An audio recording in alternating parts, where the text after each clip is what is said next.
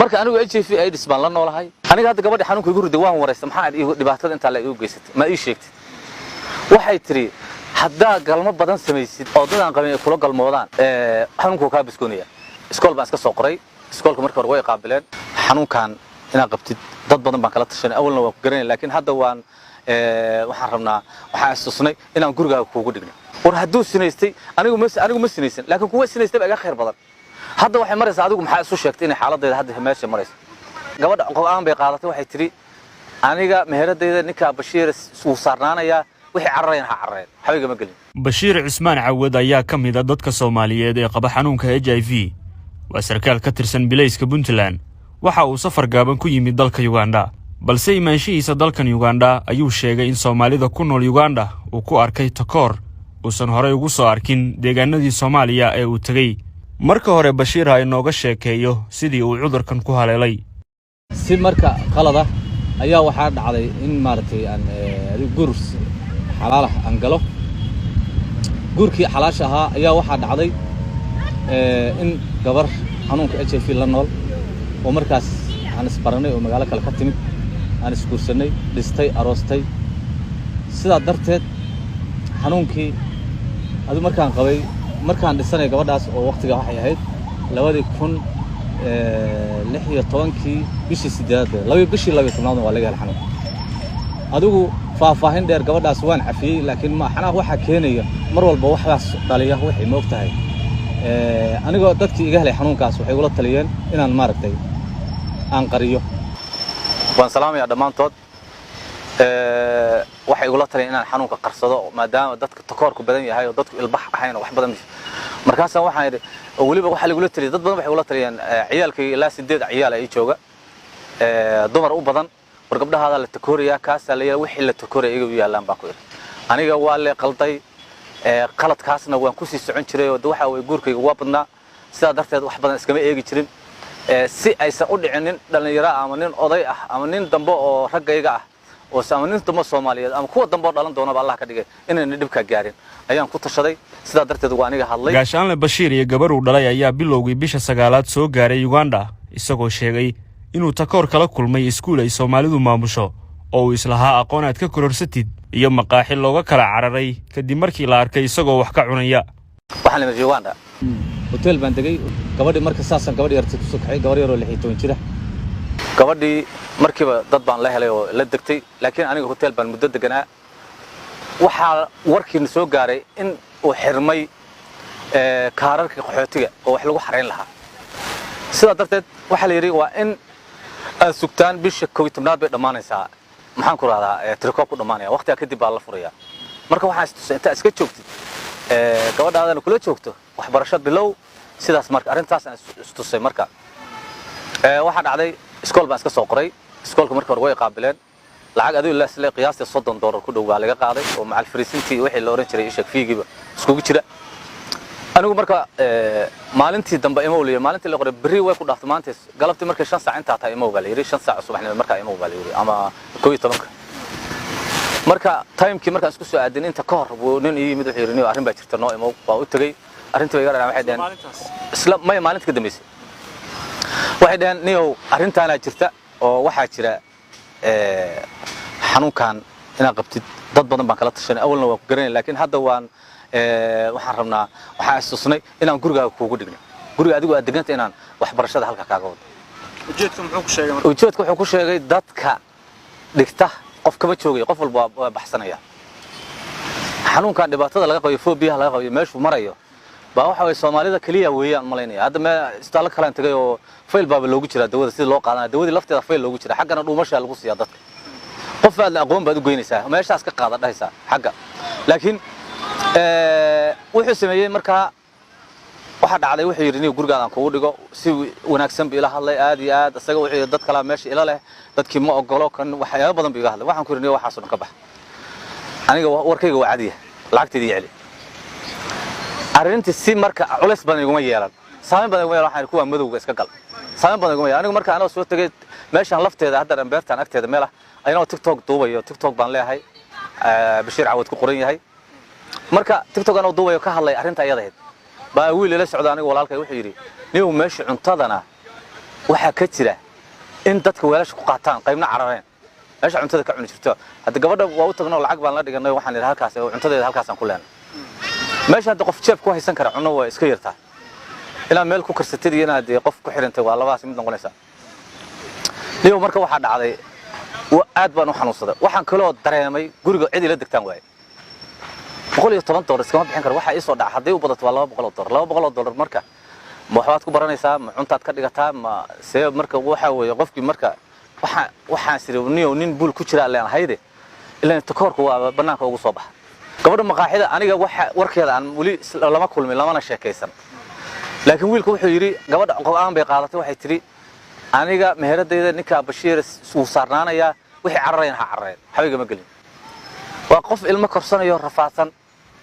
oo walaalkeedu xanuunsan ag yaala dadka cararey sababtay u carareen waxay u carareen ninka kursiga ku fariistaan diidina kursiga marka waxay maxay mudan kursiga de ma garanayo kursiga in laga qaaday oo la tahay marka kula fariisata hadda adigu way la fadhidaa way salaamaysaa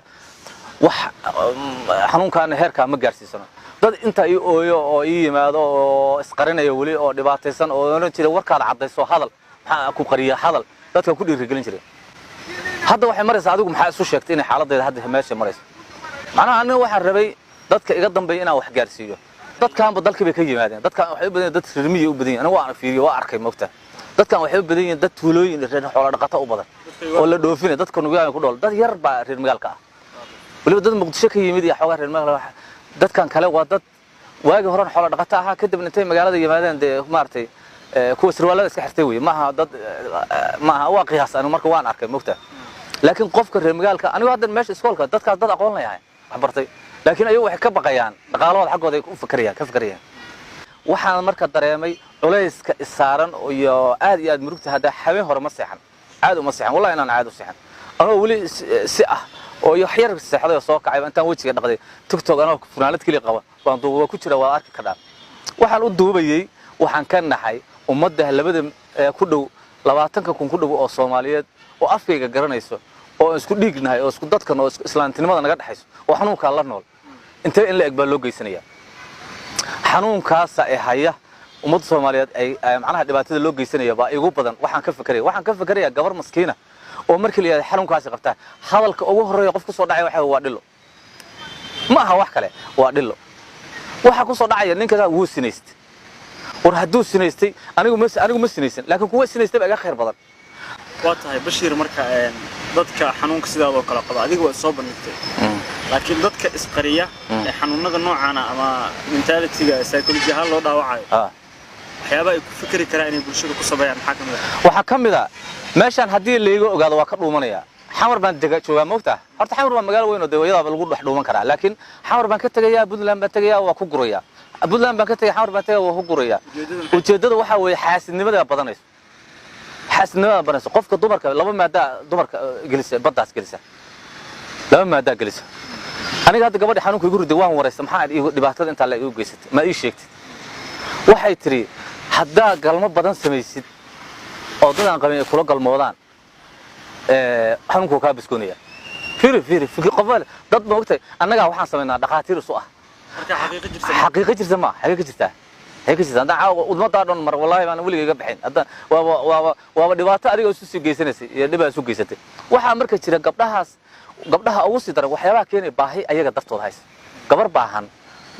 neef gowracan baa leegeeda kama waabta ninkay doontay guursanaysaa gaajo darteed aniga waa arkay waa soo martay waan arkay saa xog kastaan hayaa waan isu guuriyaa 40 qoys wax ku dhow dal iyo dibad baa ay dhisan maanta inta asbarana 300 qof waa ka badan yihiin si lagu la fahmo xanuunka bulshada Soomaaliyeed inta wacigooda korka u qaadan yahay waxa ka badan inta aan ku baraarugsanayn xanuunkan siyaabaha dadku ugu dhici karo adigoo si faahfaahsan u sharxaya dadka xanuunka sidoo ugu gudbi kara xanuunkan waxa 80% waxa lagu kala qaadaa galmada galmo dhan lamaan waa galmada aan badbaadsanayn qof qaba baana kugu ridi karin sida hadda caadiga dhaqaatiirtu ama yurubta ka socoto hayl qof markuu dawadiisa toos u qaato oo stress ku jirin oo caadi maskaxdiisa degan tahay xanuunkaani wuu ka tagayaa wuxuu ku harayaa meelaha ka kooban oo dhaqaatiirtu waxay noo sheegay qanjirada kale iyo meelo la mid ah inuu ku harayo laakiin guursada waa mali dadkaas hadda kuma wacyi gelinaya laakiin waxa ka hadlaya xanuunka waxa lagu qaadaa 80% waxa lagu qaadaa galmada waxa soo hara waa dhiigga la isku shubo dhiigga waxa jira intii laga baar mar adoo xanuunka qaba aan lagu ogaan karin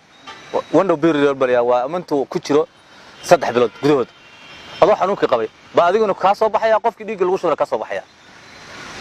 inta badan waa la baaraa Soomaha way la baaraa dadku waa la baaraa oo baaritaan buu maraa caafimaad buu maraa macal beer macal waxa buu maraa qofkii marka dhiigga laga shubay laakiin dhiig ku jira window period ba dad lagu shubaa way dhacdaa taa waa midna waxa lambar 1 ka ah hadda anigu baaris galay dadka waxyaabo kala mid waxa lambar 1 kala ka ah waxyaabaha oo soo xiga ma garanaysa galmada soo xigta waxa way gowsaha reer baadiyaha ee meelaha iskaga bixiya tanca Soomaalida waxa laga yaabaa qofka inuu aqoon u lahayn kii shalay uu ku bixiyay gowska iyo kii uu bahalka ku bixiyay waxaas isku waa wadaya hawsh iyadoo jeermis dilaan waxa saddexeeya oo wali Muqdisho hadda ku badan bahasha irbado la wada isticmaalaya daroogada lambar 1 way ka tahay waxa kale dheer ilmaha uurka ku jira mar buu qaadi karaa markuu umushiyaan mar buu qaadi karaa markii naaska la nujin mar buu qaadi karaa 3 jeer buu hooyada qaadin kartaa ilmaheeda markii uurka uu ku jira hadii nafaqadeeda yar tahay ama xanuun kala ku dhaco waxa iimaanay fayraska soo degayo ama dawada qaadan waa qatar buu ku jira ilmahaas laakiin waa boqolkiiba hal baa laga yaabaa ilmaha inuu qaado hadii dawada toos loo qaato boqolkiiba hal baa laga yaabaa inuu ku dhaco xanuun ku dhaco iyo dadaan u tababareen markay dhaliyaan taasna way ku qaadaan dadku way ku qaadaan naaskana wuu ku qaadaan markii wax loogu daro naas kaliya waa la siin karaa ilaa 6 bilood hore naaska kaligiisa la siinaa wax kale lagu daro naaska hooyada wax walba ku jira biyo iyo wax walba ugu jira hadii biyo la siiyo uu ku dhacay xanuunka ultrash baa ku dhalanaya naaskina waxba martay afkina waxba kaga dhalanayo naaskina waxba gaaraya markaas uu ilmuhu ku qaadaya naaska lamaba inta badan lamaba siiyo marka sida Soomaalidu aaminsan tahay in la isla fariisto la is salaamo qofka in loo soo agdhawaado in cunno la cuno lagu ma qaadi karo mid kale jirto aniga aad uga sheekaysanaan jiray waxa dhishir candhuuftu ma qabtay dhaqaatiirtu waxay dhan ma qabtay meesha soo maraysa kulul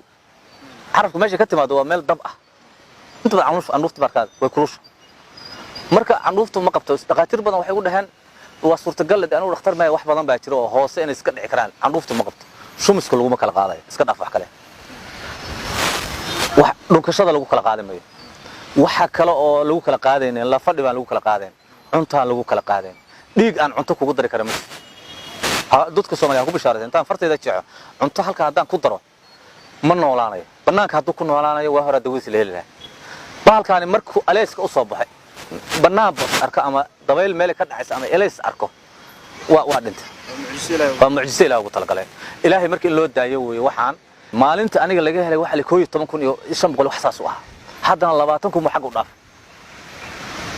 taqaba waa 6 sano waxaan xanuun kula nool 6 sano inta maraya 10 sano soo socda waxay noqon 3 qof meel marisno qof qabaan noqonaysa hadii waxaan la iska dayn way takoorka haduu soconayo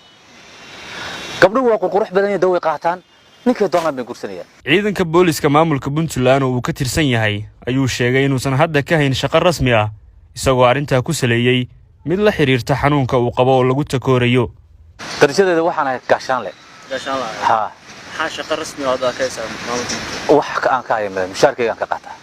mushaarka la soo diray 2020 bishii afraad ayaa shaqo ugu dambeysay sababtu maxay tahay ciidanka kulli reshuffle guud oo la mariyay baan raacay laakiin soo noqoshadeeda waxay noqotay kii xanuunsan haduu alla na dhaafiyay hanagu soo celinin waxa sida dhabta حايل قف أنتوا يرى أول سركال وحنا على الشعلي هاي شركة قميص لها قريب قلت شري مالك استعلقي شري سؤال اللي ودي شري هذا وحلقة يا هذا تريها عيدك بوليس سؤال إن ويلا الحين حد دوان القرطان سائد دافان أنا أقول عن المدرس هو وبروتوكول كلا عليه لقوا يا بينو يقع مركا أنت سأقول رقميان كواس يكون لمت كايو مع المدحوينها ماشي أنت سأقول رقميان نا والله بالله تالله Soomaaliya مع الجورك سووا جلسة أرنتا مركا أنا وأجي في أي دسبان لنا ولا هاي وقت قاس يقول دحي نوع عسل هاي دتكنا وعي قلنا أصاب حي دتكنا وعي قلنا وريه إن هذا إلا فريا كم ده وأنا شعله هنا إن جور قلنا